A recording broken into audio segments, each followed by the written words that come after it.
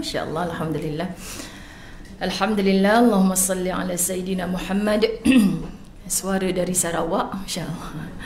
Kita mulakan dulu dengan Ummul Kitab. Semoga Fatihah insya-Allah sampai kepada junjungan besar Nabi Muhammad sallallahu alaihi wasallam, ahli keluarga baginda, sahabat-sahabat baginda Nabi sallallahu alaihi wasallam. Rasa tak layak tapi tetap nak meminta, itulah dia syafaat baginda Nabi sallallahu alaihi wasallam dan tahap iman dan taqwa seperti mana Nabi sallallahu alaihi wasallam mengajar para sahabat ahli keluarga. Mudah-mudahan kita dihimpunkan bersama-sama dengan mereka satu hari nanti insya-Allah. Kedua, kepada seluruh ahli keluarga, sahabat handai, jiran tetangga yang dulunya bersama-sama dengan kita hari ini telah tiada, dan kita pasti menyusuli mereka bila kita menghadiahkan doa, kita membacakan Fatihah kepada mereka, kita gambarkan suatu hari nanti orang pula akan bacakan pada kita. Jadi jangan pernah berkira, insya-Allah ramai kita cantum ukhuwah fillah di atas dunia ini. Setelah tiadanya kita di atas dunia ini akan ramai, akan banyak kita menerima doa daripada saudara-saudara se-Islam kita insya-Allah. Al-Fatihah. أعوذ بالله من الشيطان الرجيم بسم الله الرحمن الرحيم الحمد لله رب العالمين الرحمن الرحيم مالك يوم الدين إياك نعبد وإياك نستعين اهدنا الصراط المستقيم صراط الذين أنعمت عليهم غير المغضوب عليهم ولا الضالين آمين. بسم الله الرحمن الرحيم الحمد لله رب العالمين والصلاة والسلام على أشرف الأنبياء والمرسلين وعلى آله وأصحابه أجمعين. Rabbi syrah li sadri wa yassir li amri wahlul 'uqdatam min lisani yafqahu qawli. Rabbi yassir wa la tu'assir ya karim. Rabbi zidni ilma warzuqni fahma. Assalamualaikum warahmatullahi wabarakatuh. Apa khabar semua? Alhamdulillah, syukur setinggi-tingginya pada Allah Subhanahu wa taala mengizinkan untuk kita bertemu dalam Raudatul Jannah, taman-taman syurga Allah Subhanahu wa taala di atas muka buminya. Kita dapat duduk di dalam dewan yang begini indah, tahniah khususnya muslimat Masjid Al-Falah Subang. Okay. Hari ini saya sedikit lambat. Alhamdulillah, cantik aturan Allah Subhanahu wa taala. Nampak macam tak lewat 9.28 sampai, tapi jadi lewat sebab nampak 5 biji kereta terlibat dengan aksiden tadi tengah jalan. Semoga Allah bagi kebaikan insya-Allah. Maksudnya dipermudahkan urusan mereka yang memenuhkan jalan tadi. Jangan tanya saya lah jalan mana, boleh tanya Jajah kalau ikut Uwais tadi sesak. Lepas tu bila sampai sini saya terkejut, kenapa lalu SP Rosyam semua kan, lalu kedai-kedai tu, lepas tu terus ke pintu belakang. Barulah saya tahu masjid ada pintu belakang. Kenapa tak parking je? Tak boleh saja, kena pergi depan juga. Ya, padahal dah berkali-kali dah datang sini. Jadi tetap nak ikut Uwais juga. Begitulah. Jadi sangat terasa bila Kak Wah kata simpan semua handphone. Simpan semua handphone. Itu pesanan guru kita sangat baik untuk disampaikan kepada kita. Tapi saya juga terkesan sebab baru ni saya ada pengalaman masuk ke penjara wanita Kajang. Kemudian dah ready dah ayat Quran mana nak ambil, hadis mana nak baca. Sekali undang-undang dia tak boleh bawa handphone kan. Memang tahu dah undang-undang tu, tapi tak sangkalah penceramah kena sekali. Ingat penceramah hebat sangat boleh bawa, sebab insya-Allah janji pada diri takkan ambil lah apa-apa gambar daripada sini. Tahu dah undang-undang dia. Tapi ingatkan sebab nota kita semua ada dalam handphone ni. Jadi memang ustazah tak boleh bawa. Bagi saya duduk sekejap, saya nak ambil mana yang penting dalam handphone saya ni. Kan muslimat dirahmati Allah, sebab begitulah kita. Jadi ustazah pun mengeluarkan buku catatan, mencatat sedikit apa yang perlu. Terasa macam kaku dah moto-moto dekat tangan ni. Makna nak ceritanya, Masya Allah, itulah kita zaman ini kan muslimat dirahmati Allah. Semoga insya-Allah, bahkan saya sendiri selalu memberi nasihat, kalau nak baca Quran ketika kita iktikaf di masjid dan sebagainya, ambillah Quran dekat rak-rak masjid tu, sebab kebanyakannya itu adalah Quran-Quran wakaf Kita baca, orang yang mewakafkan juga dapat pahala. Mereka wakaf tapi kita tak baca gunakan Quran tu, maka kesianlah para pewakaf. Kita nak masuk syurga, kita pastikan diri kita ke syurga, dan jangan lupa pastikan seluruh insan kesayangan kita, saudara-saudara Islam kita juga masuk syurga. Siapa yang mewakafkan Quran-Quran tu adalah saudara-saudara Islam kita. So bila kita baca, mereka dapat pahala. Tapi kalau kita masuk dalam masjid, kita baca handphone kita tadi, kan bukannya salah.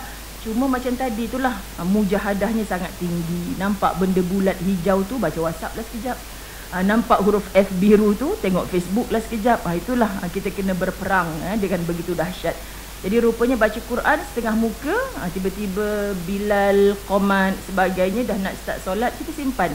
Maka walau setengah muka yang kita baca, kita pahala, orang yang mewakafkan juga pahala. Itu memang saya kempen di mana-mana, sangat menggalakkan baca Quran yang ada di rak-rak Quran di masjid surau.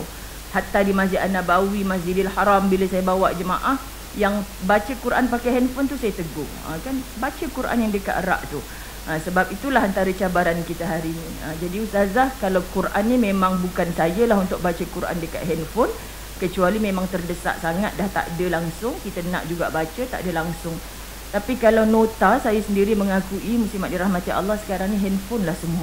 Jadi mudah-mudahan Allah kuatkan jiwa kita ni untuk berperang dengan yang simbol-simbol tadi itulah. Kan akhirnya kita lupa kita dalam majlis ilmu. Terima kasih Kak Wam menyampaikan pesanan guru-guru kita. Baik muslimat dirahmati Allah, lewat malam tadi saya baru masuk daripada Sarawak. Kita dah like, kita dah share ke ni ke je. Sebab kita share ke UN. Sebab sahabat-sahabat kita nak follow kuliah ni. Muslimin, muslimat dirahmati Allah, hari ni saya macam bersemangat nak datang setelah 4 hari tak ada kuliah di belah KL ni lah. Saya berada di Sarawak daripada hari Isnin, Selasa, Rabu, Khamis. Kuliah terakhir di sana, pagi semalam kuliah duha. Jadi Alhamdulillah, balik ni saya dalam kereta tadi sebut dengan Jaja, Ustazah 4 hari kat Sarawak, lupa nak share dengan mereka. Daripada saya sekolah dulu, saya dah faham perkataan agi hidup, agi ngelaban. Itu rupa-rupanya bahasa orang Sarawak. Jadi maknanya, sahabat dirahmati Allah, daripada zaman sekolah apa benda ni? Cikgu saya cakap, kalau orang Sarawak ni macam kita hari ni, nilai mujahadah tu lah sangat tinggi. Selagi kita hidup ni, kita teruskan perjuangan kita.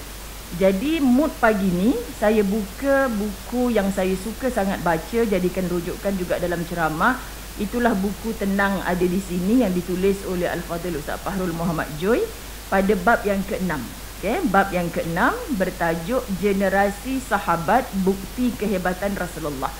Puncanya kenapa bila Kak Wah tanya saya tajuk, saya dah sibuk dah. Terus saya pergi Sarawak, saya dah lupa, jadi poster dah keluar. Saya tanya Jaja, hari ni Al-Falah ada bagi tajuk tak? Macam tak ada je Ustazah. Jadi tajuknya suka hati Ustazah lah. Bila suka hati Ustazah, bulan Maulidur Rasul, saya 1 Rabiul Awal berada di Sarawak. Rasa macam nak betulkan minda masyarakat. Hatta ada orang yang bertanya, kenapa ya sekarang Ustazah maulid Nabi di mana-mana. Grand maulid lah macam besok Ustazah nak attend kan, sahabat-sahabat dirahmati Allah. Kenapa kerap sangat? Bukan macam dulu. Dulu 12 Rabiul Awal je orang buat Maulidur Rasul. Jadi saya kata, apa ada dalam minda orang ni? Dia tanya soalan macam ni. Maknanya kita nak mengenang kelahiran baginda Nabi SAW itu dengan perbanyakkan selawat, dengan kita sebut di hati kita apa lagi yang kita belum tahu, belum buat tentang sunnah Nabi SAW. Sebab tu setiap kali kita mendambakan syafaat Nabi SAW, Ustazah Zai sendiri selalu dalam hati sebut, layak ke aku ni ya Allah, layak ke? Sebab syurga yang kita minta, kebersamaan dengan Rasulullah di dalam syurga adalah benda yang didambakan oleh para sahabat radhiyallahu anhum. Tapi perjuangan hidup kita tak menyamai para sahabat Nabi SAW. Jauh muslimin muslimat dirahmati Allah, sangat jauh. So bila bulan Maulidur Rasul yang sepatutnya kita ingat bulan kelahiran Nabi SAW, kita macam suasana jiwa kita waktu bulan Ramadan, kita kata kenapa ya aku rajin pergi masjid. Benda sunat tu tarawih tu aku rajin pula pergi masjid. Bila subuh, zuhur, asar, maghrib, isyak ni aku tak berapa kisahlah pula di luar Ramadan. Kenapa ya Ramadan aku mesti khatamkan Quran 30 juzuk, bahkan berlumba-lumba ni. Kenapa di luar Ramadan tidak? Kenapa ya dalam Ramadan kita sedar ni mulut kena zip daripada mengumpat, tahan segala perkara-perkara yang Allah tak redha pada kita di dalam Ramadan. Tapi di mana Tuhan aku di luar Ramadan? Maka kita selalu tanya kepada diri kita, bila kita sebut kita cinta Nabi Muhammad sallallahu alaihi wasallam, adakah cintanya kita kepada Nabi sallallahu alaihi wasallam tu sama macam caranya para sahabat mencintai Nabi? Jadi kita kata, saya Ustazah sejak duk amal pegang tasbih digital ni, selawat 10,000 kali memang tak tinggal lah sehari. Dia kata, wow, hebatnya dia ni, subhanallah. Adakah itu tanda cinta kita kepada Nabi sallallahu alaihi wasallam? Tahniah, saya mungkin tak mampu seperti akak, tapi teruskan. Cuma bagaimana rasa kita kepada Nabi sallallahu alaihi wasallam? Bila kita sebut kita rindu Nabi sallallahu alaihi wasallam, kan kita sesama manusia pun, kak rindunya saya dengan akak, kan? Apa tanda kita rindu pada dia? Kita lafaz, kita sebut selalu namanya, masya-Allah. Kita buktikan bila kita bertemu tu kita rasa kita tak nak berpisah dah. Kita sebut kita cinta kepada Nabi sallallahu alaihi wasallam, tapi apa amalan Nabi sallallahu alaihi wasallam yang kita dah tiru sungguh-sungguh? Jadi muslimat, hari ini dalam majlis ilmu mana-mana pun terasa disindir, terasa macam dilempang-lempang. Ustaz tu bagi ceramah, selalu istilah-istilah macam tu, bukan untuk kita lempangkan orang lain balik. Kan? Tu kawan saya yang belakang rumah tu lah Ustazah, perangai memang macam tu. Sebenarnya kita belajar ni untuk apa selama ni yang kita buat. Jadi bulan Nabi SAW dilahirkan, saya pun terkesan dalam satu-satunya bab di buku ini yang menyebutkan kalimah Rasulullah SAW. Dan benarlah siapa nak teruskan perjuangan baginda Nabi SAW tanpa sahabat radhiyallahu anhum. Maka siapa kita hidup di atas muka bumi Allah ni kalau nak menafikan sahabat Nabi SAW adalah golongan yang dicintai oleh Nabi SAW. Selalu sebut begini. Jadi kadang-kadang kalau kita sedikit tergelincir, tersilap memilih kelompok, ada di sana yang memilih-milih antara Abu Bakar dan Umar siapa yang hebat, antara Umar dengan Uthman siapa yang patut kita follow sungguh-sungguh, antara Uthman dan Saidina Ali siapa orang yang paling kita nak teladani. Ni ada. Sedangkan siapa kita nak memilih-milih, keempat mereka termasuk para sahabat yang dijamin syurga oleh Allah Subhanahu Wa Taala adalah orang yang rapat dengan Nabi sallallahu alaihi wasallam. Kalau Allah mengiktiraf mereka sebagai radhiyallahu anhum, Allah redha kepada mereka, siapa kita untuk tidak redha kepada para sahabat Nabi? Aku nak ikut Abu Bakar je, aku tak nak ikut Saidina Ali. Aku nak ikut Uthman je, aku tak nak ikut Saidina Umar. Ini silap, sebab ada kelompok-kelompok yang demikian. Jadi kalau Ustazah betul ke Saidina Umar ni sekian-sekian, maka kita tak boleh follow dia? Jawapan kita Allahu a'lam.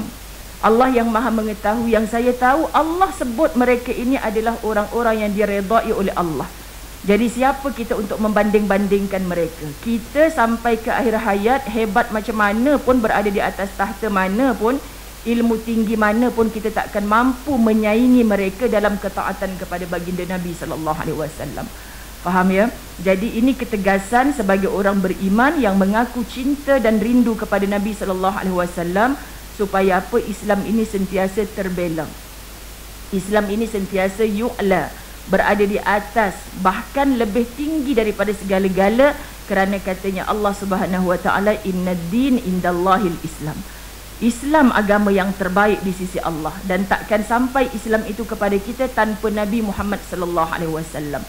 Jadi kerasulan Nabi sallallahu alaihi wasallam bukan saja orang Islam, hatta hari ini beberapa buku telah dilahirkan tak bertemu dengan salah yang dilakukan oleh baginda Nabi sallallahu alaihi wasallam, manusia agung, maksum, kekasih Allah Subhanahu Wa Taala. Jadi kalau kita cerita ketamadunan beberapa bangsa, sahabat-sahabat dirahmati Allah, kita cerita, kalau nak cerita bangsa Rom, Parsi, apa sahaja kejayaan-kejayaan negara-negara maju, boleh disebut dengan apa? Bangunan-bangunan yang mencakar langit. Dulu masa Nabi SAW memimpin para sahabat radhiyallahu anhum, kita tak jumpa kehebatan seperti itu sangat. Tapi apa yang berlaku, ketamadunan manusia ni luar biasa. Akhlaknya Nabi SAW ditiru oleh mereka. Jadi sahabat-sahabat dirahmati Allah, inilah sebenarnya salah satu bukti hidup yang mukjizat Nabi SAW itu masih ada dan kita boleh tiru. Daripada apa? Kisah para sahabat Nabi SAW. Sebab tu Allah Subhanahu Wa Taala selalu rakan-rakan para asatizah kita sebutkan dalam suratul Anbiya ayat 107.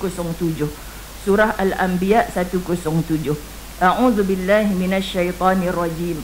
وَمَا أَرْسَلْنَاكَ إِلَّا رَحْمَةً لِلْعَالَمِينَ. Tidak diutus engkau wahai Muhammad melainkan untuk memberi rahmat bagi sekalian alam. Wama, ayat nafi duduk depan dulu. Ma tu maknanya tak akan Allah utuskan Nabi SAW kecuali. So yang kecuali inilah yang kita nak pegang. Confirmlah Nabi SAW sebagai pembawa rahmat ke sekalian alam. Jadi kalau di kalangan kita ni hanya ya Allah tu kita patut sembah, wajib ikut sebab dialah pemilik kepada langit dan bumi dan seluruh kerajaan ini.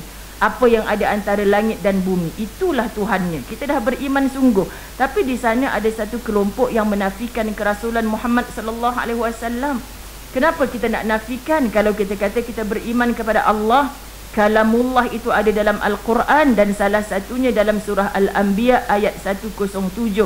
Allah yang bersumpah dengan ayat ini, tak akan Allah utuskan Nabi sallallahu alaihi wasallam kecuali untuk memberi rahmat ke seluruh alam. So bila seluruh alam, manusia jangan perasan untuk kita saja, tapi seluruh hidupan di atas muka bumi Allah ini turut terkesan baiknya kedatangan Muhammad sallallahu alaihi wasallam. Allahu akbar sahabat-sahabat, hatta gunung Jabal Uhud, apa saja tumbuh-tumbuhan yang hidup yang mati semuanya menyukai datangnya Nabi sallallahu alaihi wasallam ini sebagai satu rahmat. Jadi rahmat dalam ayat ini sahabat-sahabat dirahmati Allah, para ulama kita merujuk kepada misi kedatangan baginda Nabi sallallahu alaihi wasallam yang diakui sendiri oleh Nabi. Apa Nabi tahu apa matlamat dia dilahirkan kepada umat ini. Maka bukan bercakap dengan nafsunya, duk syok sendiri perasan gitu, Nabi tidak. Tapi Nabi SAW bercakap dengan wahyu. Apa kata Nabi SAW? Innama bu'istu, sesungguhnya aku ini diutuskan liutammim, untuk menyempurnakan makarimal akhlak, atau dalam versi lain salihal akhlak, untuk menyempurnakan akhlak. Jadi kalau kita tak tiru Nabi SAW, jangan kata kita dah cukup baik dah. Bagi tahu anak-anak kita, diri kita, seluruh kesayangan kita, kenapa kita nak buat macam ni sayang? Sebab Rasulullah buat, sebab Nabi buat. Apa saja yang Nabi cakap, apa saja yang Nabi buat, itulah sunnah. Hatta diamnya Nabi, itulah sunnah. Jadi hari ni kita kadang-kadang kan, kau boleh jawab tu ke orang tu, kau boleh bermuzakarah, boleh berdebat.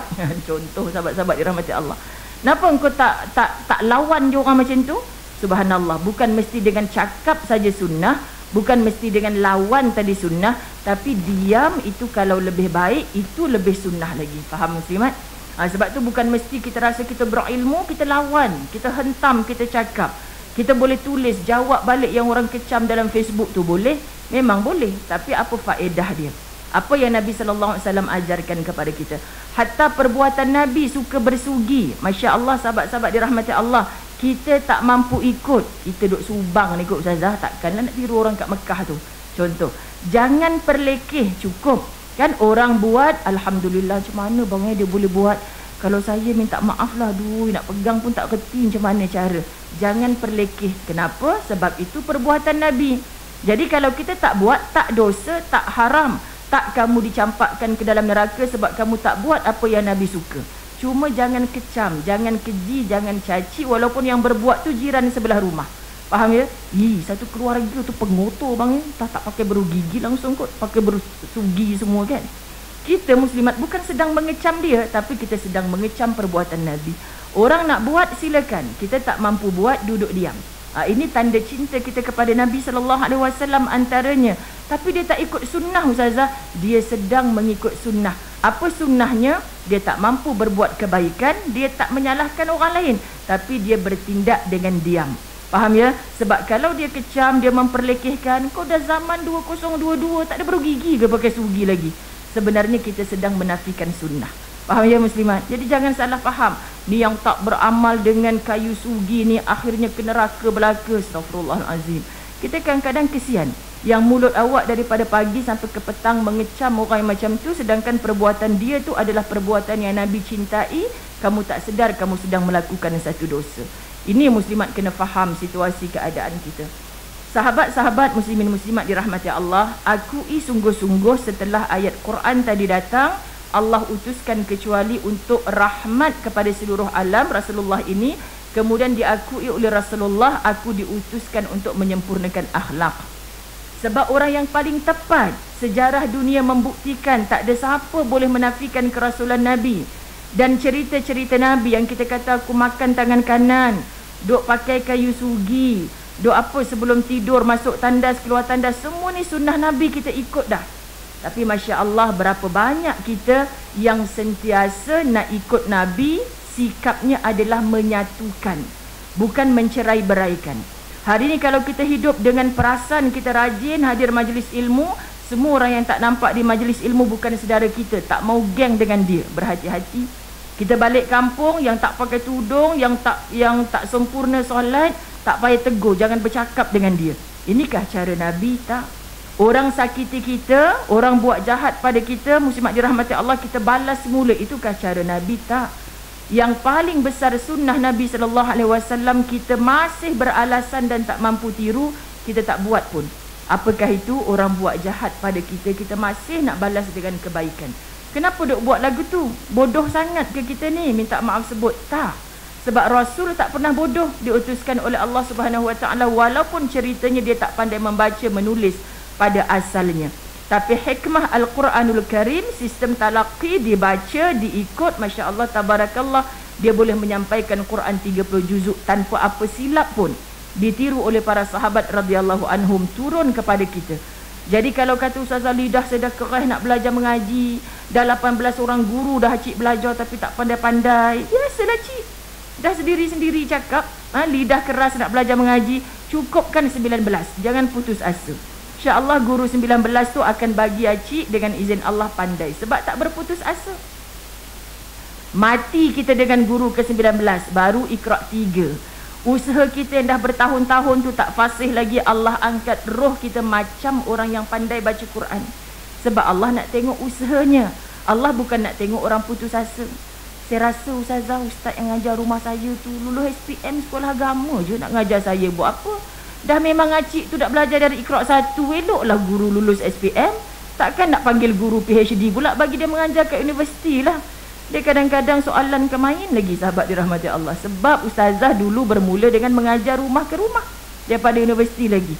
Isterinya daripada tak pandai membaca, anak-anaknya daripada tak pandai membaca, alhamdulillah boleh baca Quran elok, dah boleh jadi imam kan. Suami dia datang, ustazah dulu PhD dekat mana? Kan main lagi soalan kan.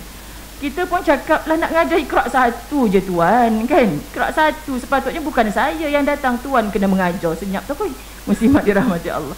Sebab nak ngaji Iqra' 1 lainlah kalau memang isteri ni qari'ah Malaysia kan. Saya tak layak mengajar sebab saya bukan qari'ah. Jadi mudahnya begitu. So kita di kalangan kawan-kawan, kalau ada yang mengajar aku ni, yang mengadu aku ni guru dah ke-18 dah tak pandai-pandai lagi Quran, kau sekarang tengah baca Quran muka surat berapa? Tak, Iqra' 4 je. Mula setakat Iqra' 4. Kau datang rumah aku tiap pukul 10 pagi, aku ajar kau mengaji. Offer lah muslimat dirahmati Allah. Kita nak ke kawan kita terkapai-kapai macam orang yang sedang dalam kelemasan. Kadang-kadang kita jumpa dalam mana-mana majlis, dia buka kertas kajang ni, YASIN, Yasin wal Quranin. Hei, pasal apa pula buka kertas ni? Aku tak pandai baca Quran, tapi aku nak join majlis-majlis macam ni. Saya nampak dengan mata saya sendiri dulu punca yang saya geram rasa nak mengajar orang pandai mengaji ni muslimat. Bukan nak tunjuk pandai. Ya Allah, kesiannya dah nak mati dah ni kalau umur macam ni masih lagi baca dalam tulisan Rumi. Kalau tak pandai baca Quran, ini yang solat kita akhirnya saya jumpa ni dalam semat solat orang dewasa. Masya Allah sahabat-sahabat, usalli fardhu zuhri 4 rakatin adaan. Kenapa baca sekali lagi cik? 4 rakatin. Kenapa baca macam tu? Oh, rupanya menghafal dalam tulisan Rumi. ARBAARAKAA rakatin. La ilaha illallah Muhammadur Rasulullah. Sebab tu bila kita belajar Quran, tujuannya untuk memperbaiki solat kita, bukan nak mentertawakan dia. Kan bukan pakat nak berlumba siapa suara paling sedap. Sebab tu Buya Hamka menulis, sahabat-sahabat dirahmati Allah, saya kata sangat terkesan berapa ramai orang yang sibuk Al-Quran ini dijadikan daripada kerongkongan dinaikkan ke atas semata-mata. Nak sedapkan suara, nak dipuji oleh orang. Tapi daripada kerongkongan halqum ke bawah tak dinikmati. Maksud apa yang ada di bawah kerongkongan adalah hati. Kalau baca Quran hatinya tidak makin bersih, tidak makin suci, menyembah Allah, mengagungkan Allah dan mengikut Rasulullah, itu bukan pencinta Al-Quran. Faham ya muslimat dirahmati Allah? Jadi kita, ya Allah, terasanya aku nak baca tajwid untuk menyedapkan bacaan itu bagus, tapi jangan yang berada di bawah kerongkongan, yakni hati ni tak makin bersih dengan kita membaca Al-Quran. Jadi ini yang kita nak pelajari daripada apa yang dibawa oleh baginda Nabi sallallahu alaihi wasallam. Hanya Islam mampu melahirkan manusia yang berakhlak baik. Hanya Islam. Kenapa sangat confident para ulama kita, sahabat-sahabat dirahmati Allah? Ustazah, saya ada jiran Acong tu baik je. Saya pun pernah jumpa seorang uncle masa saya jaga mak saya stroke dekat GH. Subhanallah, 5 bulan duduk hospital, berapa minggu masa tu. Saya kagum dengan seorang uncle di tepi saya ni. Masya Allah, tabarakallah, mak, bagusnya lah uncle sebelah ni kan. Ward perempuan mana boleh orang lelaki jaga. Nanti petang-petang semua yang dah kalau Cina tua ni, kalau amoy muda kan, nyonya-nyonya apa nak panggil, asuh datang petang ni. Jadi saya kata tu siapa? Tu semua adik-beradik saya. Tapi perempuan susah malam-malam nak tidur dekat hospital. Jadi biar saya yang jaga mami saya. Lepas tu tak boleh lah girl, dia kena perempuan. Nanti kalau kena halau dengan nurse, tak apa, nurse halau ke doktor halau tak apa, saya kena jaga mami saya. Nanti kalau Tuhan marah saya tak jaga mami saya, siapa nak jawab? Ambil engkau. Ustazah katakan, itu Tuhan, takutnya aku terasa. Maknanya kalau Tuhan marah saya tak jaga mami saya, tak apa, nanti nurse marah ke doktor marah, saya jawab. Itu adik-beradik saya yang perempuan sudah tua susah. Sebab mak dia masa tu umur 90 lebih, dekat 100 tahun. Dia pun dah umur 60 lebih. Jadi maknanya kakak-kakak dia tu lebih tua daripada dia. Tapi setiap petang datang tengok mak dia. Jadi kita ni, Allah Tuhan, bagusnya walaupun dia bukan Islam. Jadi Ustazah bila jaga mak tolong doa ya. Asuh dengan uncle sebelah ni masuk Islam, bersyahadah. Kau ni pernah pandai dah tua-tua macam tu, nak Islam apa ke benda mak saya. Jadi saya kata doa mak, doa orang sakit ni tidak berhijab. Doa orang sakit ni Allah sedang gugurkan dosa, insya-Allah makbul. Manalah tahu asuh tu nak mati nanti dia mengakui Tuhan, aku adalah Allah. Mana nak tahu uncle ni masya-Allah, sebab Allah nak curahkan rahmat pada dia, Allah masukkan dia, gerakkan hati dia, campakkan hidayah, akhirnya mati dalam Islam. Mana nak tahu mak, sebab kesian uncle ni. Kau kesian kat dia buat apa? Saya kata kesian sebab dia orang baik tapi tak ada manfaat nanti selepas matinya dia. Faham ya muslimat? Kita ramai kawan-kawan non muslim dia buat baik tapi kita tak boleh doakan dia dengan Allahumma ghfir lahu ahcong, boleh? Tak boleh. Sebab apa? Sebab walaupun dia baik dulu, dia tak layak menerima doa orang beriman, doa orang Islam. Jadi saya berkawan lately ni, sahabat setelah saya berada di bumi Johor dengan jaringan harmoni kan, muslimat dirahmati Allah, belajar daripada keluarga-keluarga baru masuk Islam, hatta dah lama sampai boleh jadi pendakwah. Saya cuma minta satu dengan Allah Ustazah, jangan sampai mak saya mati dalam keadaan tak Islam. Sebab saya dah Islam lama, saya nak mendoakan mak saya, nak mendoakan bapa saya. Aku faham perasaan dia ni ya Allah. Sebab dia pun dapat ilmu dah. Bila mana mereka mati terpisah, terhijab, tak ada doa dah untuk mereka. Sebab apa? Doa yang diangkat oleh Allah daripada orang-orang Islam adalah untuk orang yang juga bersyahadah kepada Allah. Jadi kita hari ni kalau mereka belum Islam, doakan ya Allah supaya mati dalam hidayah. Soal macam mana Ustazah kalau dia mati dalam hati dia kata Allah itulah Tuhan aku, sebab hari-hari dengan azan daripada Masjid Al-Falah. Contoh, tiba-tiba belum siap kad keislaman dia, tak diklaim mana pun, dia dikebumikan dekat jarak Cina juga. Faham tak muslimat dirahmati Allah? Kalau Allah berkehendak para malaikat rahmat nak bagi, dia tetap mati dalam rahmat Allah. Ini hak Allah, kerja Allah. Kita pula yang komplain, mana Aci duduk kapiak lama berpuluh tahun, tiba-tiba mati dalam Islam. Syurga ke Ustazah kalau macam tu? Nabi kata syurga, walaupun dikebumikan dalam cara kaedah mereka. Sebab dokumen je belum ada. Faham ya muslimat dirahmati Allah? Syoknya kalau macam tu. Kalau macam tu kita buat je lah dosa panjang-panjang, nak mati nanti baru taubat Ustazah. Ramai orang yang macam ni muslimat dirahmati Allah. Tahu ke kita bila tarikh kita nak mati? Semua ni kerja Allah. Sebab tu kita nak buat ya Allah Tuhan. Nabi SAW diutuskan untuk menyempurnakan akhlak. Takkan ada mana-mana agama dan tamadun yang boleh menandingi keunggulan Islam. dalam hal-hal seperti ini. Kerana apa? Kita sangat-sangat yakin hanya Islam yang mampu memanusiakan manusia. Hanya Islam yang mampu memanusiakan manusia. Saya suka kalimah ni, Masya Allah. Sebab saya pun selalu sebut, kalau orang tanya, Ustazah tak apa ke duduk dalam berdua? Ustaz selalu pergi Mekah tiap-tiap bulan tinggal Ustazah. Tak rindu ke Ustazah? Tak rasa jauh ke? Sebab kita pergi berjuang macam ni, kita buat apa yang Islam suka. Bila buat apa yang Islam suka, jujur saya nak kata macam ni je lah cik, ramai benda yang tanya, tak kisah ke Ustazah?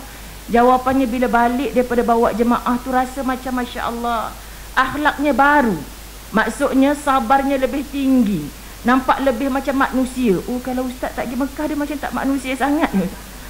Maknanya sahabat-sahabat dirahmati Allah, tempat kelahiran Nabi SAW. Bayangkan setiap bulan tu bercerita, berpijak di tempat Nabi SAW. Kita bukan orang baik, so carilah apa kerja saja yang boleh memaksa kita untuk jadi baik. Dan kenapa kalau ikutkan sekarang ni kerja umrah open ni, saya cerita, kita pun nak tarik handbrake tak larat nak buat dah, sahabat-sahabat dirahmati Allah. Terlalu banyak yang memenatkan sebenarnya dalam birokrasi selepas Covid ni lah. Tapi kenapa masih buat? Kalau fikir duit, banyak lagi kerja lain yang boleh mendatangkan duit, sejujurnya. Tapi kerana belajar menguruskan mereka ni menjadikan kita lebih manusia lagi. Sabarnya, subhanallah, sahabat-sahabat dirahmati Allah, menyantuni. Ya Allah, kalau aku tak buat kerja macam ni, bolehkah aku menyantuni yang tua, yang muda, yang uzur, yang sakit? Tapi mereka punya matlamat sama, nak mencari redanya Allah Subhanahu Wa Taala. Ini satu perjuangan, subhanallah sahabat. Kita duduk dalam kelompok ratusan ribu manusia, kalau haji jutaan manusia. Kita dipaksa oleh Allah bertemu dengan pelbagai lapis masyarakat. Sebab tu orang rasa kalau pergi sana sekali macam ketagih nak pergi berkali-kali. Sebab kalau kita kata, akak duduk kat mana? Oh, saya duduk dekat golongan elit tu. Saya tahu tak? Semua rumah-rumah kayangan kat sana. Oh, saya tak tahu, tak pernah sampai. Kan? Dia tak pernah pergi tempat orang lain. Duduk jiran gitu je lah. Kat mana kita nak jumpa? Mekah, Madinah jawapannya. Kita jumpa, ya Allah, bertawaf dengan tangan saja. Allah sampaikan juga. Kita jumpa, subhanallah. Kita jumpa orang yang miskin, tak berduit, tapi Allah pilih untuk sampai ke sana. Ini semua akhlak Nabi SAW. Macam mana Nabi tu sepatutnya berhak untuk kaya, memilih untuk kaya, tetapi tidak menjadi pilihan hidupnya. Bukan menafikan orang kaya, sebab Abu Bakar sahabat karibnya juga kaya, tetapi memilih cara hidup miskin. Kerana apa? Dia nak mengajar hatinya untuk tunduk bersyukur kepada Allah Subhanahu Wa Taala. Subhanallah sahabat-sahabat. Dan dia selalu menyebut-nyebut para sahabatnya yang dijamin syurga kerana kekayaannya. Hatta 10 yang dijamin syurga, 9 daripadanya adalah orang-orang kaya. Luar biasa Nabi SAW bagi contoh kepada kita. Tapi kita meniru-niru idola yang lain. Hari ni muslimat dirahmati Allah, Allah dia tu tak sembahyang, elok je kaya raya, tak ada pun kena panah peti ke apa. Kita muslimat dirahmati Allah, nanti bila dah nak mati barulah kita bertaubat. Kesian orang yang faham macam ni. Contoh yang didatangkan kepada kita yang disebut dalam Quran, tapi kita tak nak ikut. Contoh selepas Rasul yang didatangkan yang Allah sebut sebagai radhiyallahu anhum, tapi kita memilih contoh-contoh yang lain. Ini silap. Hasil lahirlah generasi Al-Quran yang unik, yang istilahnya digunakan oleh ahli sejarah, yakni para sahabat yang begitu tinggi akhlaknya kepada Allah dan sesama manusia. Daripada tarbiyah Muhammad sallallahu alaihi wasallam lahirlah generasi sahabat yang paling sabar, yang paling qanaah, yang paling syukur, pemurah, pemaaf, berani, redha dan tawakal dalam sejarah kehidupan manusia sepanjang zaman. Allahu Akbar. Di kalangan orang kaya pun ada sahabat Nabi, di kalangan orang miskin pun ada sahabat Nabi, di kalangan orang OKU pun ada sahabat Nabi. Tapi semua Nabi muliakan. Subhanallah. Kerana apa? Kerana akhlak. Kesan daripada itu lahirlah orang kaya yang syukur. Dalam perjalanan saya ulang baca balik tadi ni, Masya Allah, betul dan ya Allah. Lepas tu sahabat saya jajak, kenapa Ustazah? Ustazah okey ke? Okey. Lepas tu ya Allah, sebab baca ni lah muslim. Baca Allahu Akbar, kita rasa kerdil, subhanallah. Kita rasa tak layak syurga Allah Subhanahu Wa Taala untuk kita. Kalau kita mengagungkan apa sangat yang kita buat selama hidup ni. Apa sangat. Oh, dewan ni siap Ustazah. Memang orang boleh bagi RM1, RM10, tapi duit saya saja RM10,000 hari tu. Kita tak boleh berbangga dengan itu sebab belum tentu dinilai oleh Allah Subhanahu Wa Taala. Hari ni kalau kita kaya, sahabat-sahabat dirahmati Allah, kita tak boleh beli syurga dengan kayanya kita. Tapi dengan akhlak Nabi sallallahu alaihi wasallam yang sibuk kita nak tiru, insya-Allah syurgalah tempat kita bersama-sama dengan orang-orang yang disebutkan tadi. Siapa hasil daripada orang kaya yang syukur, orang miskin yang sabar, pemimpin yang adil, rakyat yang taat, majikan yang bertimbang rasa, pekerja-pekerja yang rajin, ulama yang takut akan Allah, suami yang bertanggungjawab, isteri yang setia, ibu bapa yang penyayang, dan anak-anak yang soleh dan solehah. Kita sebut rasa damai jiwa kita, betul kan muslimin muslimat? Kita sebut rasa lapang minda kita, hati kita. Dengan individu-individu mukmin seperti itu, terbenalah keluarga bahagia. Kita sibuk nak bina negara Islam, perjuangan Islam, tapi dalam rumah balik isteri pun menyampah. Takkan boleh sahabat-sahabat dirahmati Allah. Anak bila nampak bapa balik, dengar bunyi kereta, anak pakat daripada duduk depan TV, pakat masuk dalam bilik, menyampah bapa balik. Bikinnya tak serupa cakap. Faham? So jangan sebut tentang perjuangan Islam yang besar kalau dalam rumah kamu gagal menjadi pemimpin yang baik. Begitu juga ibu-ibu. Pernah seorang wanita hebat jumpa saya. Saya nak bawa anak dara saya jumpa Ustazah, degil. Saya dah siapkan satu banglo, on the way nak siap ni Ustazah. Saya dah cakap kat dia, kalau dengar cakap mak, banglo tu awak punya. Masya Allah. Hanya disuruh kahwin dengan seorang Al-Hafiz. Al-Hafiz sungguh, anaknya Al-Hapus. Kan muslimat dirahmati Allah. Anaknya tu doktor, disuruh kahwin, muslimat dirahmati Allah. Budak ni tak nak dah ada boyfriend. So bawa anak ni jumpa Ustazah. Subhanallah, Ustazah pun kata, budak ni yang dia pandang selama hidup lebih 20 tahun adalah maknya. Kenapa bila nak menerima nasihat, dia bawa jumpa Ustazah, dia pun menyampah. Siapa orang tak lalat ni mah? Siapa kan? Mak dia suruh Ustazah nasihat. Sebenarnya ketika itu yang paling berhak menasihat adalah ibunya, dengan kasih sayang, dengan minta dengan Allah. Saya terkejut, budak ni pun terkejut. Las-las muslimah, ustaz ada dekat atas. Las-las Masya Allah kan, Allahu Akbar. Bertempik, bergaduh dua beranak ni dekat bawah. Sebab mak kata, saya boleh bercakap depan 3,000 orang depan saya Ustazah, semua tunduk ikut apa yang saya cakap. Kenapa anak saya 3 orang, seorang pun tak nak dengar cakap saya? Jadi kita nak kata macam mana sahabat-sahabat dirahmati Allah? Kan kalau aku jadi anak dia pun aku tak nak ikut mak macam ni. Sekian dimaklumkan.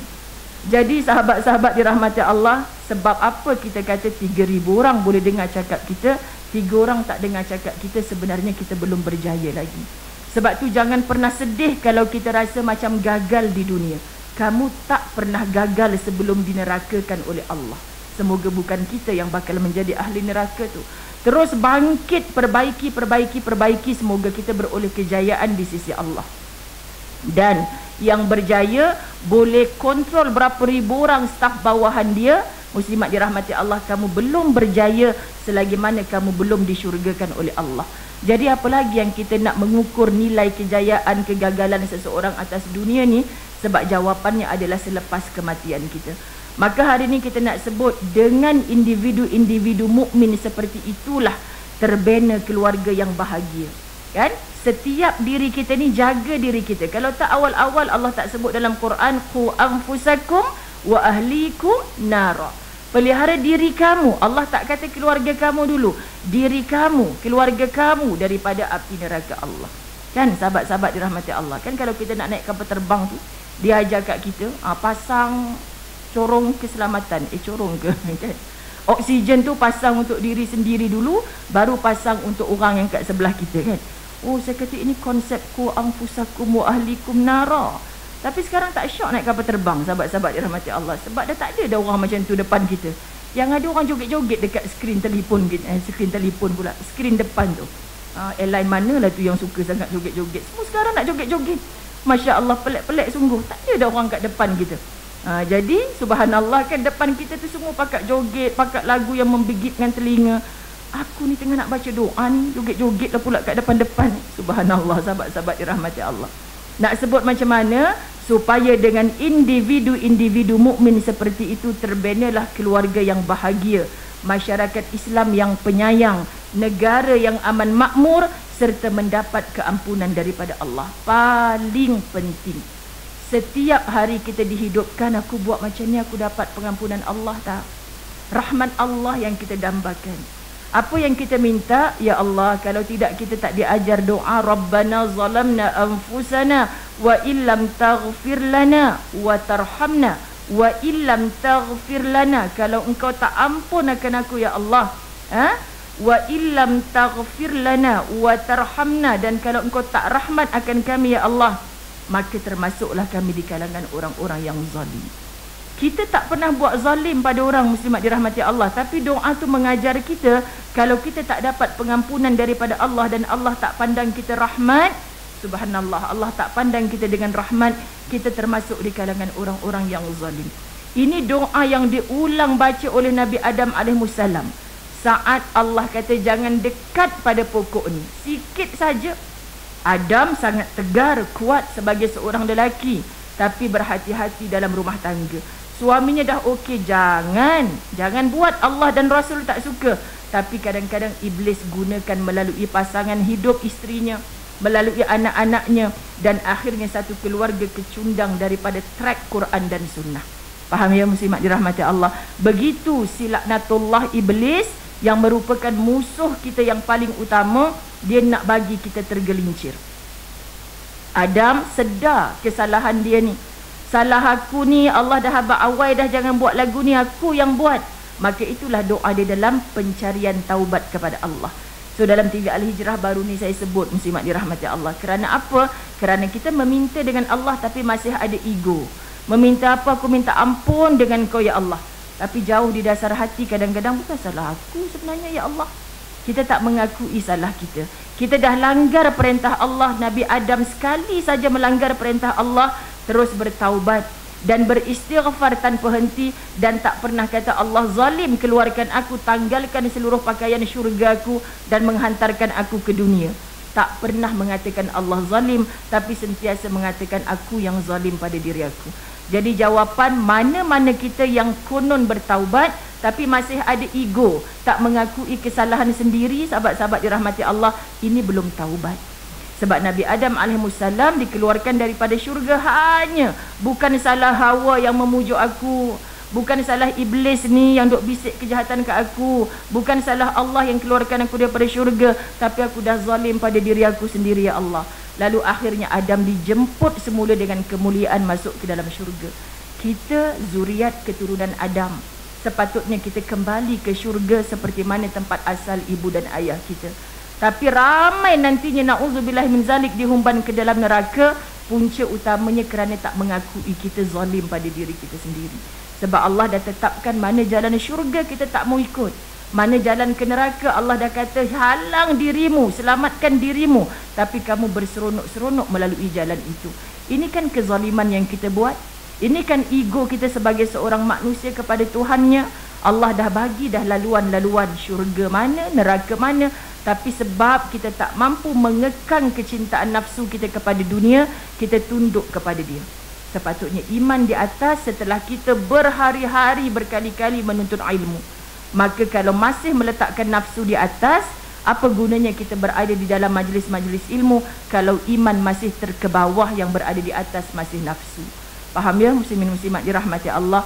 Pada waktu itulah saya bersemangat sangat ustazah cakap ni, sebab bercakap pada diri sendiri. Faham ya muslimat dirahmati Allah? Bercakap pada diri sendiri. Saya kagum muslimin muslimat dirahmati Allah bertemu dengan sahabat-sahabat ukhuwah fillah di Sarawak. Kan sebab kami bercakap sama kami ni, sebab ada rakan-rakan guru yang pencen.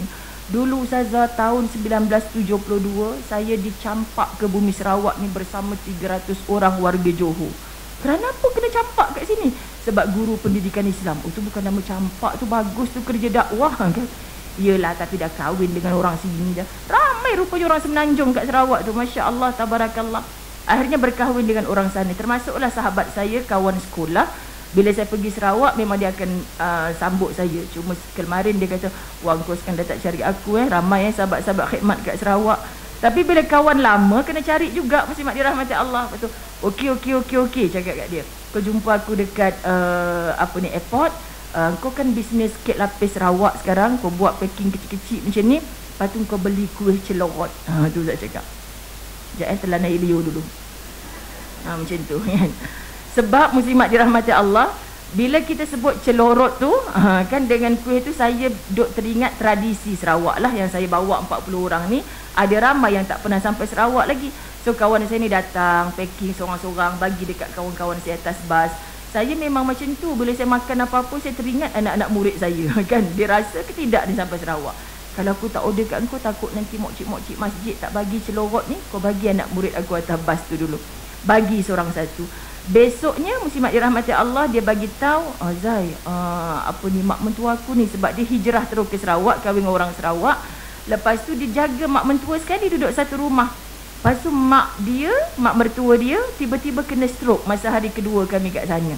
Tolong doa Zai, mulut dah sengit, dah tak boleh bercakap semua. Lepas tu kami ni duk order kuih lapis. Dia ni mesti dia sibuk nak buat lagi kan. Semalam petang dilaporkan meninggal dunia. Yang saya terkejut, saya landing kapal on the way balik ke Keramat.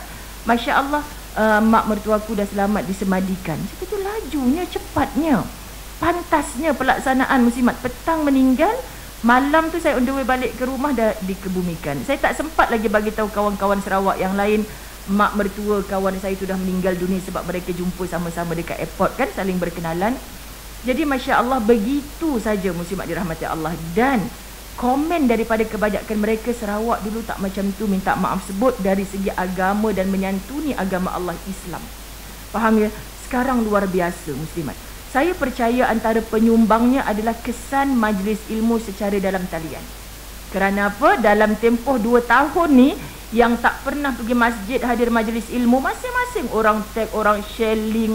Akhirnya dah duduk rumah saja, dengarlah ceramah. Luar biasa kesan dia. Subhanallah. Dan hari ni saya datang ke masjid tak sama dengan 4-5 tahun sebelum Covid dulu saya pergi. Alah, nak dapat 20 orang pun susah. Sekarang melimpah muslimat dirahmati Allah. Subhanallah. Saya rasa Tuhan, Engkau pandanglah usaha seluruh umat Nabi SAW di atas muka bumi yang semakin cinta akan kalimah syahadah. Tapi saya juga semakin takut. Makin imarah rumah Allah, makin banyak orang cintakan ilmu. Kat mana tempat kita berlumba-lumba, sahabat-sahabat dirahmati Allah? Saya risau. Ada perkara-perkara yang dalam risau tu kita cepat-cepat doa. Antaranya pencinta majlis ilmu sekarang, sahabat-sahabat dirahmati Allah, makin gairah buka kelas-kelas pengajian di rumah-di rumah. Jadi orang ni, saya nak pergi rumah ke, saya nak pergi masjid ni, kan? Salah ke buat pengajian di rumah? Tak salah. Kita masjidkan rumah kita. Tapi apa salahnya kita ada perbincangan dengan pihak masjid?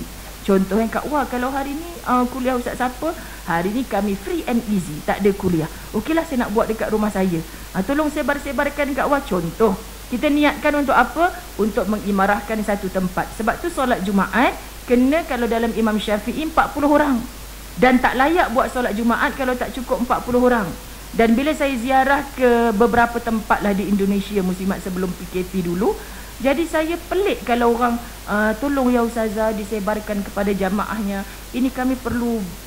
Cantik dah depa ni punya masjid, style sampai dekat atas. Muslimat dirahmati Allah. Masjid apa aku tak ada style macam ni kan? Maknanya saya kata jamaah macam mana?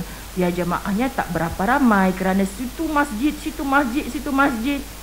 Jadi muslimat, kan lebih baik bagi saya ketika itu pergi ke ponpes, pondok pesantren, untuk imarahkan pengajian ilmu. Keluar nanti mereka sebagai pendakwah. Apalagi yang tak cukup di pondok ini, di pesantren ini.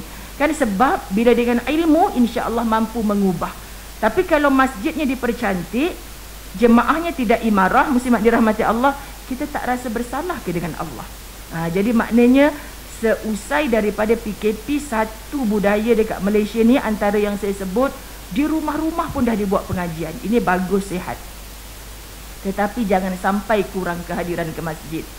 Kita sepatutnya muslimat dirahmati Allah kena seimbang. Kenapa Acik buat kat rumah? Yalah Ustazah, dulu Acik tu memang ketua muslimat kat masjid. Tapi sekarang dia buat macam mana? Muslimat dirahmati Allah dah stroke, kakinya dah tak kuat. Jadi maknanya dia nak buat sekali-sekala. Baguslah dia rujuk pada akak. Jadi kita bawa jemaah masjid ke rumah dia sekali-sekala. Tak salah ya muslimat dirahmati Allah. Saya minta maaf kalau ada yang rasa perkara ni tak betul. Tapi maksudnya kesian soft solat di masjid semakin pendek. Kesian di masjid lepas PKP kehadiran semakin kurang. Sedangkan makna masjid tempat sujud, rumah Allah tempat berhimpun. Datang ke masjid, orang tak tanya hang datang pakai kereta apa, baju hang mahal ke murah. Semuanya kita sedang tundukkan hati kita kepada Allah. Subhanallah muslimat. Ini indahnya. Sebab tu Nabi SAW mampu mempersatukan golongan muhajirin dan ansar. Itu yang saya rasa ketika datang ke Sarawak. Kawan-kawan saya yang datang daripada KL, ya Allah Ustazah, luar biasa ukhuwah ni. Mereka macam tak nak bagi kami balik. Sebab apa? Sahabat-sahabat dirahmati Allah, kesan ilmu. Dan saya percaya kerana mereka berguru dengan guru yang sama. Bukan Ustazah Zai maksudnya. Mengaji dengan siapa-siapa, sama tu maksudnya fikrahnya sama. Berfikir tentang bagaimana selepas kematian kita. Tuhannya sama, itulah Allah. Nak tiru akhlaknya yang sama, itulah Muhammad Rasulullah. Subhanallah, kita ada panduan yang sama, itulah Quran tempat rujukan, hadis Nabi tempat rujukan. Dan kita berkiblat yang sama saat 5 waktu sehari semalam kita bersolat, itulah Baitullahil Haram. Subhanallah, bila satu begini, mu datanglah dengan warna apa pun, tetap satu hati kamu. Mu datanglah dengan pendapat apa pun, tetap aku nak masuk syurga yang sama, aku nak hindar daripada neraka yang sama. Inilah ukhuwah fillah. Tak kira muslimat dirahmati Allah. Jadi kita nak sebut, kalau kita masih lagi memikirkan kau ni kelompok mana, golongan mana, sokong yang mana, akhirnya berantakan, berpecah belah. Ini bukan Islam. Kita nak jawab apa di hadapan Allah? Hadir majlis ilmu bersungguh-sungguh, tapi kelompok tu kita tak raih, kelompok kita saja yang betul, padahal sedang menyembah Allah yang sama. Maka sahabat-sahabat dirahmati Allah, perbaiki. Pada waktu itulah Islam telah mencapai kemuncak dan zaman emas, yang mana tadi kita jumpa orang kaya, sahabat-sahabat orang miskin, semua boleh bersatu hati, hidup aman damai. Semua pihak mengutamakan orang lain berbanding diri sendiri. Subhanallah. Orang sibuk hidup mengutamakan orang lain berbanding diri sendiri. Ini akhlak. Banyak di kalangan kita bila dah faham ilmu, Masya Allah, penyantun-penyantun kami semalam, muslimat dirahmati Allah, rasanya dia apa tak sempat makan. Kami risau, tak dapat awak makan. Tak apa Ustazah, kami kan tuan rumah. Ini antara walaupun kecil lah nak banding dengan perjuangan sahabat Nabi, tapi akhlak begini. AJK masjid yang terlibat dengan program-program besar. Tanya kat awak kan, kau jangan nak makan dulu, kita bertugas ni. Contoh kan, muslimat dia ajar orang. Akhirnya subhanallah, sahabat-sahabat dirahmati Allah, kita mengutamakan orang sepatutnya. Bukan kita yang mengambil kesempatan. Itu tempat kita. Subhanallah, sebab kita kan yang jaga majlis ni. Sepatutnya saya ingat lagi saya buat latahzan di Al-Falah ni kan, subhanallah. Kak Wah dah kira ke dengan AJK? AJK tak payah duduk Ustazah. Kenapa AJK nak duduk pula? Ustazah kena marah, sabar je lah muslimat. Kenapa AJK nak duduk pula? AJK kena berdiri buat kerja depo. Masya Allah sahabat, sesuatu, okey aku kena marah tapi aku belajar sesuatu. Mereka sentiasa mencari-cari peluang untuk membahagiakan orang lain. Ya Rab, bahagiakan orang lain ni luar biasa. Saya bila sebut ni memang nak menangis. Sebab apa muslimat dirahmati Allah, hari ni jemaah saya 18 orang tajaan umrah, fakir miskin, warga emas. Mereka dapat sampai bertawaf umrah 3 kali. Bang, wheelchair saja 10 orang ni, mereka umrah 3 kali. Semua degil yang degil. Kenapa degil? Abang dah kata 1 kali pun cukup, pakcik tak larat. Ustaz, saya datang sini ni sebab duit orang, sehari RM1. Saya betah bila lagi nak datang. Lainlah Ustaz, selalu datang. Tak larat pun saya heret kaki saya pergi bertawaf. Semua 3 kali minimum. Bahkan ada yang ikut Ustaz ke Tanaim, Masya Allah, untuk buat umrah ke-4 ke-5. Sahabat-sahabat dirahmati Allah, kerana apa? Kerana mereka sangat menghargai, kerana mereka sangat bersyukur dengan rezeki Allah. Saya jadi insaf, ya Allah, aku kalau pergi berapa kali aku buat, ya Allah, berapa kali aku duduk lama iktikaf di masjid. Tapi orang macam ni, sebab kita bahagiakan mereka, mereka sangat bahagia. Tolonglah selit doa ketika kita memberi bahagia pada orang lain. Aku ni banyak dosa ya Allah, tolong kelak engkau bahagiakan aku di sana, walau mungkin bukan di sini. Saya cerita dalam grup penyumbang-penyumbang tabung umrah Amanah Saham Akhirat. Tengoklah pakcik ni kan, sahabat-sahabat dirahmati Allah, saya tak dapat bayangkan bahagianya mereka nanti turun pukul 12.30 hari ni di KLIA. Masya Allah, mudah-mudahan umrah mabrur belaka. Sebab yang telah 5 ke 7 tahun kami buat ni, family yang kematian, keluarga yang pernah ke Baitullah. Ustazah ingat tak, mak saya ni berkat daripada jemaah Ustazah punya usaha dapat pergi buat umrah hari tu. Semalam mak saya dah kembali ke rahmatullah. Agaknya kalau tak sampai mati mak saya tak dapat buat umrah ustazah. So kita rasa ya Allah, aku pun dah lupa dah benda tu. Mak dia mana satu tak ingat, dah ramai sangat sahabat-sahabat dirahmati Allah. Tapi sampai agaknya cara anak ni bercakap hari-hari, Masya Allah. Ada kemarin di Kedah seorang pakcik ni meninggal. Orang yang bagi tahu saya adalah orang masjid. Ustazah tahu tak, pakcik ni setiap kali jumpa kami kat masjid tak pernah tak sebut nama Ustaz Azwan. Ustaz Azwan yang bawa pergi Mekah. Saya kata, ya Allah, salah tu sampai mati pakcik tu, saya tak boleh betulkan. Maksudnya apa muslimat? Bukan Ustaz Azwan, Ustaz Zazah yang bawa. Hasil daripada jamaah. Subhanallah, macam mana kami nak bawa kalau kita tak ada kos tersebut? Jamaah. Hidup berjamaah ni sangat indah. Hidup satu hati ni sangat indah. Wallahi. Jadi kalau kita seorang-seorang, kita sukar nak merebut syurganya Allah. Kita kena ramai-ramai mengajak. Bayangkan nak siapkan dewan seindah ini. Boleh ke duit kat was orang? Tak boleh. Dia sebarkan. Jadi sikit-sikit lama-lama jadi bukit yang barakah. Saya nak bawa rehlah, saya kata tolong sebar kepada grup family yang terdekat, saudara mara. Jangan viral kat Facebook pula kan, pitam ustazah nak kira duit. Bagi tahu apa ustazah? Bagi tahu kita akan rehlah, kuliah saja ada 9, madrasah saja berapa kita nak buat, contoh. So setiap tempat tu kita sebarkan. Itu maksud konsep rehlah ibadah ziarah. Jadi alhamdulillah 9 tempat menerima. Total muslimat dirahmati Allah hanya sikit-sikit lama-lama jadi bukit. RM 13,000 kita dapat kumpul. Subhanallah, hanya sikit-sikit. Yelah ustazah, tapi dengan barakah jamaah. Sebab tu kena jamaah. Islam ni sahabat-sahabat dirahmati Allah, kita tak mungkin. Orang kaya macam mana boleh ke dalam tempoh 5-6 tahun ni bawa orang 300 orang ke Baitullah percuma. Susah kaya macam mana pun. Dan nak bawa tiap-tiap bulan tak boleh. Jadi saya nampak benda ni melalui apa yang saya buat dengan izin Allah Subhanahu Wa Taala. Hanya sikit-sikit. Bukan mesti dengan ustazah saya. Buatlah dalam kelompok kejiranan kita. Subhanallah. Semua ni sebab nak latih diri kita tiap hari mengingat ummah. Tiap hari saya wujudkan close group muslimat dalam Facebook demi ummah kerana Allah. Untuk bincang tentang apa? Kita hidup ni bukan seorang-seorang. Buka je mata, apa yang aku boleh jadi manfaat pada ummah hari ni. Inilah yang Nabi terapkan kepada para sahabat. Kata kitab ini, bayangkan ketika sebuah keluarga menghadiahkan kepala kambing, yakni makanan yang disukai kepada jirannya. Jirannya pula menghadiahkan kepala kambing itu kepada jiran sebelahnya. Hingga akhirnya kepala kambing itu kembali kepada keluarga yang mula-mula menghadiahkannya. Ini berlaku pada zaman Nabi SAW. Kejiranan Al-Falah tak mustahil. Sahabat-sahabat petang seorang, tak apa, saya kenal Kak Wah lah kan, senang nak sebut. Kak Wah buat mi kari. Lepas tu bang pergi hantar rumah sebelah. Kan, rumah sebelah, ya Allah, sama pula jiran kita ni buat mi kari sama bang. Kan, abang hantar mi kari yang dia bagi ni kat rumah sebelah. Rumah sebelah katalah, anak aku baru bawa balik mi kari. Pergi hantar rumah sebelah. Lastnya mi kari tu sampai rumah Kak Wah. Macam mi kari aku je ni. Kan, dia ingatkan orang sebelah hantar. Mustahil orang sebelah nak hantar. Kecil hati Kak Wah. Rupanya orang dah berapa 20 rumah. Faham tak muslimat? Sebab itu antara yang saya bagi, mudah nak bagi sahabat-sahabat ni faham. Contoh, kadang-kadang orang usik saya dalam live, cantiknya tudung ustazah. Nak ke tudung ni anak murid bagi? Nak ustazah. Tapi tak siapa-siapa yang cakap tu. So saya pergi Sarawak, 10 tudung yang saya dah pernah pakai sekali, 2 kali kan sahabat. Daripada padat je almari kita tu. Dia tanya kita nanti, kau tak pakai aku dah 40 hari. Dia tanya. Mohon terasa ya sahabat-sahabat dirahmati Allah. Banyak berbenau dalam almari kita tu, semuanya akan ditanya.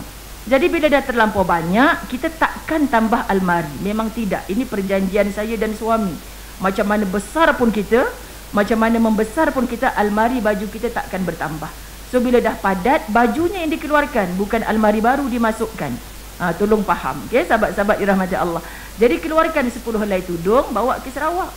Jadi saya kata, siapa yang kena, macam-macam cara lah kita buat game, dapatlah satu tudung ni.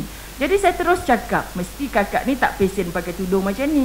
Tak suka tak apa, bagi je kat orang tu bagi. Dalam hati silap hari bulan tudung ni sampai balik ke aku sekejap lagi kan. Muslimat dirahmati Allah. Sebab apa? Sebab saling hadiah menghadiah. Ini sebenarnya yang Nabi SAW ajar. So Kak Wah yang terima balik mi kari tadi tak sepatutnya kecil hati. Sepatutnya, ya Allah bang, kejiranan kita ni ikut sungguh dah apa yang Nabi ajar. Ustazah saya kecil hati ke kalau orang yang terima tudung ustazah semalam tu, dia pergi bagi ke orang lain. Ustazah, tudung ustazah. Akak dapat ke semalam? Tak, orang tu bagi, alhamdulillah. Daripada dia buang tong sampah, baik dia hadiahkan ke orang lain. Tapi orang Melayu ni banyak kecil hati. Kita bagi kat dia, bagi ke orang, ustazah. Kan? Allah ya karim, sahabat dirahmati Allah. Silap. Sedangkan kita seronok kawan kita tu bersedekah pula pada orang lain. Dia dapat pahala, kita pun dapat pahala. Menjadikan dia asbab bersedekah kerana rezeki yang kita kongsi dengan dia. Boleh tak lapangkan dada macam tu? Wahai orang-orang Melayu sekalian. Tiba kata, saya bukan Melayu, ustazah. Mereka yang sanggup kelaparan demi mengenyangkan tetamunya. Sanggup kelaparan demi mengenyangkan tetamunya. Asatizah kita bercerita, Masya Allah, sahabat sanggup tutup lampu. Sebab apa? Nak bagi tahu aku makan juga ni. Hang makanlah. Sebab nak raikan tetamu. Kita hari ni lampu rumah kita memang terang benderang. Muslimat dirahmati Allah. Tak ada alasan dah buat macam tu. Tapi bagaimana akhlak Nabi SAW dalam memuliakan tetamu. Dan sepanjang kehidupannya tak ada yang menceritakan Nabi makan seorang-seorang. Setiap kali nak makan, Aisyah dah makan ke belum? Jiran kita dah makan ke belum? Terus sendawa nak cakap. Dia nak cakap, muslimat dirahmati Allah, ketika aku sendawa, ada tak jiran aku yang kelaparan? Masya Allah, tabarakallah. Akhlak mereka yang sanggup berkorban harta, bahkan isteri yang disayangi untuk saudaranya, seperti sahabat Ansar yang berkorban untuk sahabat Muhajirin. Ini kisah hijrah Muhajirin dengan Ansar disatukan. Jangan pula sekarang ni, ya Allah, subhanallah, jiran saya tak ada isteri, ustazah, baik saya bagi isteri saya dekat dia, kesian. Tak ada dah kehidupan macam ni. Benda lain banyak nak bagi, banyak nak hadiah, kita buat. Bukankah kehidupan Muhajirin dan Ansar sampai begitu? Ni kita tak habis mengaji, sahabat-sahabat dirahmati Allah, kesian. Maka mereka lah, yakni para sahabat inilah produk perjuangan Rasulullah sallallahu alaihi wasallam yang paling berharga. Siapa? Sahabat. Sebab tu jangan pernah tidak mengiyakan kehidupan para sahabat. Saya baca satu sahaja, sahabat-sahabat dirahmati Allah, antara contoh hadis Nabi sallallahu alaihi wasallam. La tasubbu ashabi falau anna ahadakum anfaqa mithla Uhud. Uhud kita dah nampak dah berapa panjangnya Jabal Uhud. Zahaban ma balagha mudda ahadihim wala nasifah. Jangan kamu mencerca para sahabatku. Siapa yang cakap? Nabi. Jadi siapa kita, ustazah? Umar tu jahat kan? Saidina Ali tu terlebih lembut pula kan? Tak ada siapa yang berhak. Sebab Nabi kata, jangan kamu mencerca para sahabatku. Sesungguhnya jika ada dalam kalangan kamu membelanjakan emas sebesar bukit Uhud sekalipun, tidak mencapai nilai secupak makanan atau setengahnya yang dibelanjakan oleh mereka. Ini mulianya para sahabat. Ada dalam satu kisah sahabat-sahabat Rasulullah, sahabat datang lambat ni, mai duduk tang depan ni. Contoh kan, mesti ada yang kecil hati, aku datang awal, kena pindah duduk belakang pula. Sahabat dia pula kena duduk depan. Nabi bukan mengutamakan nafsu dia, tapi Nabi kata orang tu terlibat dalam peperangan Badar. Allah yang muliakan mereka, kenapa aku tidak memuliakan mereka? Jadi kita kadang-kadang tak faham, sahabat-sahabat dirahmati Allah. Kenapa ya ustazah dia jadi macam ni? Sebelum kita bercakap, jangan komplain dulu. Jangan ikut nafsu dulu. Ni mesti ada sebab. Kita tak tahu. Mungkin yang dia panggil ni, kalau tak ada dia, tak terbina lah Dewan Fatimah Az-Zahra ni. Contoh muslimat dirahmati Allah. Sebab aku tak tahu. Macam saya ke Sarawak baru ni sebagai penutup lah muslimat dirahmati Allah. Tak perlu kita bersangka-sangka. Tapi saya nak cerita macam ni saja. Ada seorang hamba Allah yang saya jumpa ketika ziarah madrasah. Dia kata apa? Ustazah, saya nak cerita satu je kat ustazah.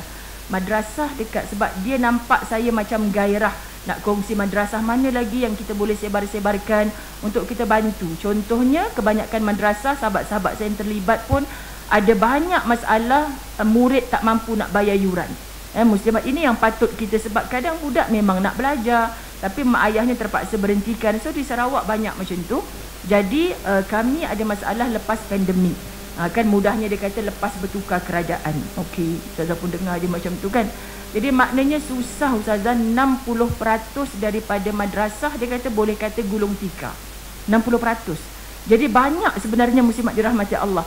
Hanya kerana dulu ada seorang hamba Allah ni melalui sekian dia memang salurkan sumbangan dana untuk semua madrasah.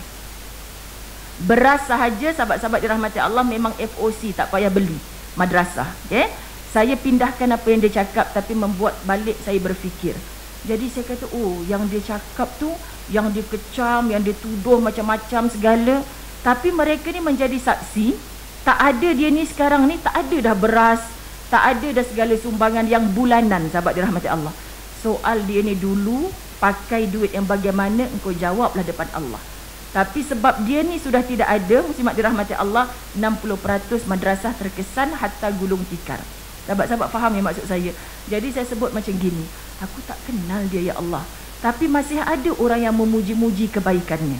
Soal jahatnya dia tu kan, itu antara dia dengan Allah. Mudah-mudahan Allah ampunkan.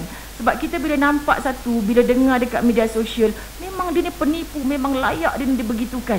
Jadi sahabat dirahmati Allah, banyaknya sebenarnya aku terlibat dengan dosa yang aku tak buat. Cuma aku memandai-mandai je, orang ni macam ni, orang ni macam ni. Sedangkan orang ni menyebut kebaikannya, hidup lagi ni, belum mati. Faham tak muslimat? Kalau mati lagi lah, mati si Fulan tu Ustazah, dulu dialah yang menyumbang kepada anak saya sampai jadi Al-Hafiz 4 orang. Kan kita biasa nampak. Sebenarnya mesej yang kita nak faham sahabat, setiap orang ada baik buruknya. Kenapa kita nak canang buruknya, sedangkan kebaikannya terlalu banyak? Jadi hari ni kita pun tolong sedar diri, banyak buruk kita tapi Allah hijab, Allah tutup aib kita. Kenapa kita nak mempamer-pamerkan aib kita?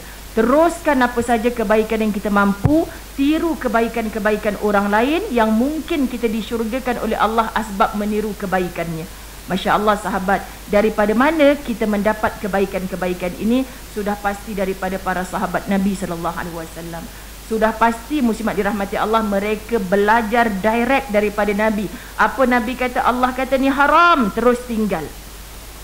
Dulu mereka pun kaya raya dengan arak, tapi bila Quran kata arak haram, tuankan tong-tong arak seluruh Madinah berbulan bau arak. Kerana apa? Tak ada pun kata dekat Rasulullah, ya Rasulullah baru kumpul stok ni, rugilah.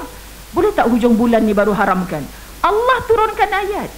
Kita macam tu kan, ya Ustazah saya balik haji ni saya nak bertaubat. Tak, taubat-taubat 40 hari pertama je lagi muslimat. Dah tahu buat lagi, dah tahu buat lagi. Sahabat Nabi ni Allah baru turunkan haram sekarang. Jap, ada lagi tak? Tanya isteri, tanya anak, stok-stok arak ni haram dah hari ni. Ayah jangan, kalau buang sekarang rugi kita, habis kita. Allah haramkan, maka sekarang kita kena buang, kita kena tonggangkan dia. Allah ya Karim. Itu saja kalau kita belajar. Aku tak layak meniru-niru mereka ya Allah. Terlalu banyak. Yang Allah kata haram kita tak betul-betul tinggal lagi. Yang Allah kata wajib kita tak belum betul-betul buat lagi. Semoga Allah ampunkan dosa-dosa kita. Semoga Allah kabulkan segala doa kita. Semoga Allah kekal memberi hidayah taufik kepada kita, agar kita sentiasa nak hidup menjadi hamba yang terbaik, kata Nabi SAW, yang paling banyak memberi manfaat kepada orang lain. Mudah-mudahan itulah kita. Doakan sahabat-sahabat jemaah umrah saya selamat landing nanti. Saya nak sambut mereka dengan tahniah pakcik. Akhirnya Allah pilih hanya kerana pakcik niat dan mahu, bukan kerana pakcik mampu. Bukan menafikan mereka, tapi semua orang berhak. Jadi niatlah hanya yang baik-baik, pasti yang baik Allah akan datangkan dalam kehidupan kita. Ampun maaf zahir batin, wabillahi taufik wal hidayah. Assalamualaikum warahmatullahi wabarakatuh.